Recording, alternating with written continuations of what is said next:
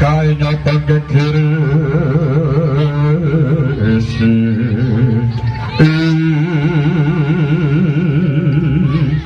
tetapi perwadya kula Cilendra pindha mangkrak pridha perwadya kula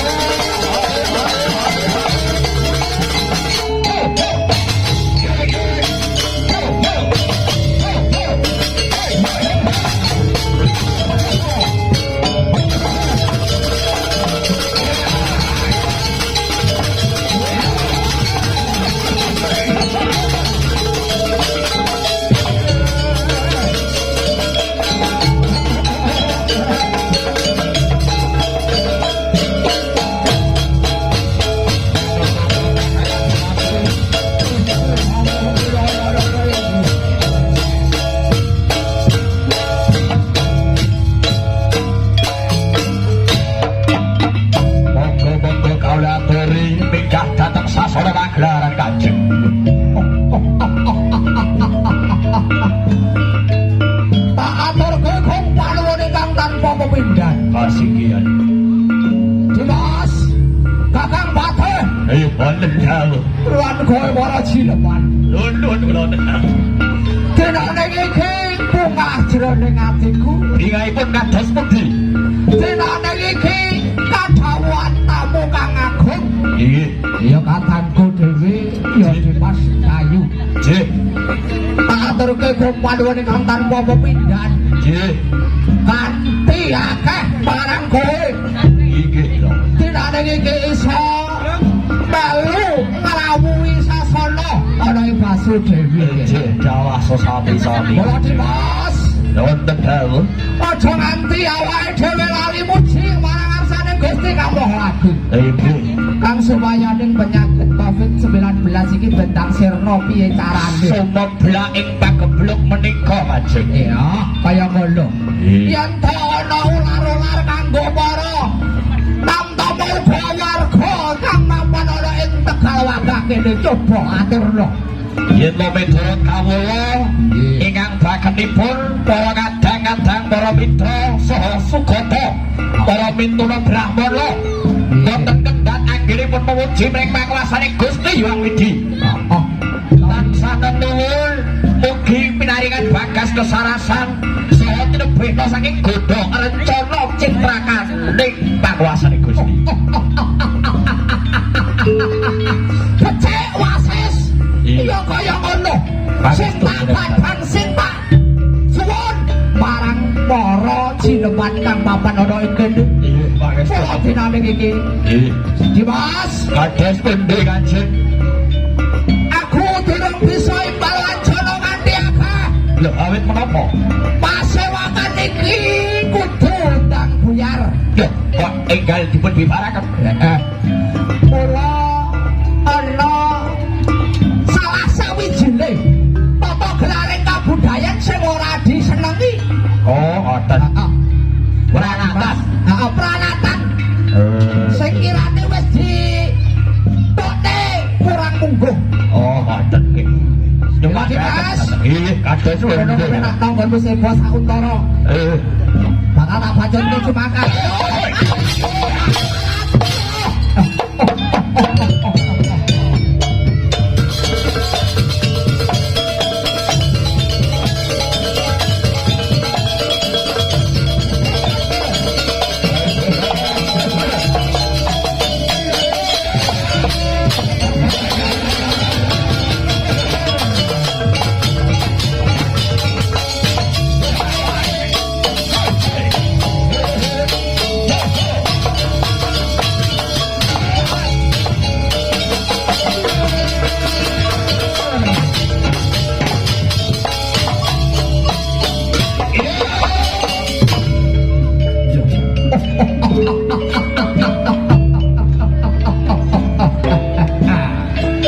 Pancen kaya ngene kok menarik kabudayan Basudewi Larasati Dimas.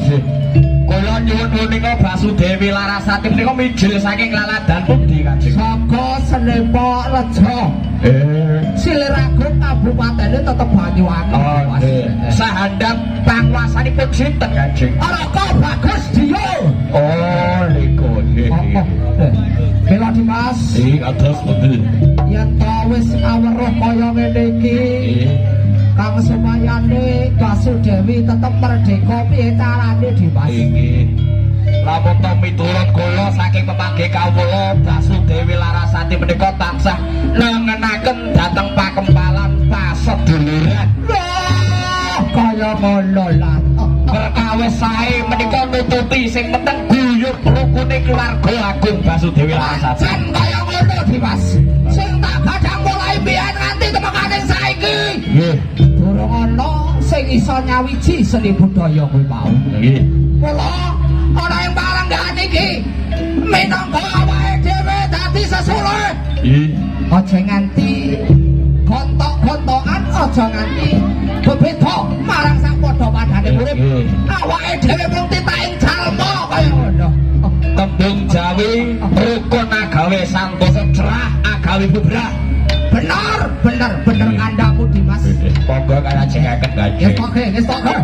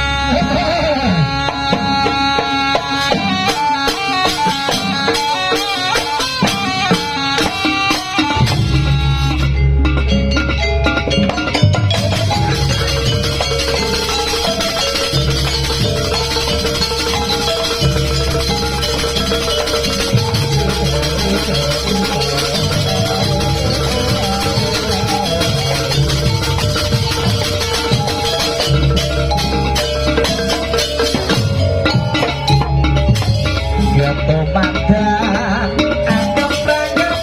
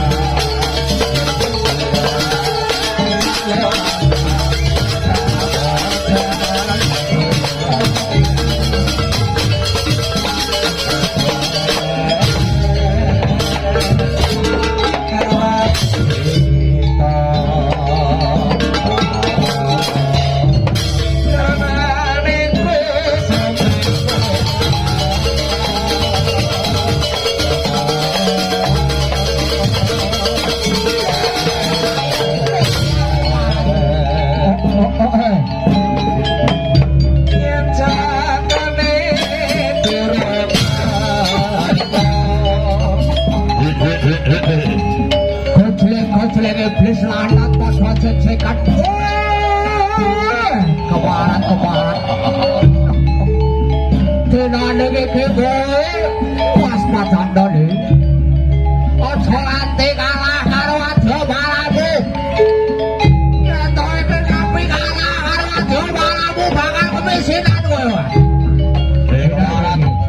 Ora kowe kok gatekno gobokmu. Apa iya? Lamun to kowe kurang galak nyunggi ndas macan sewu.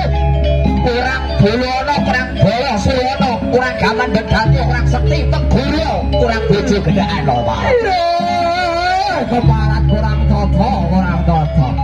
Tentokne papan ngene iki ora apa. Saya batane.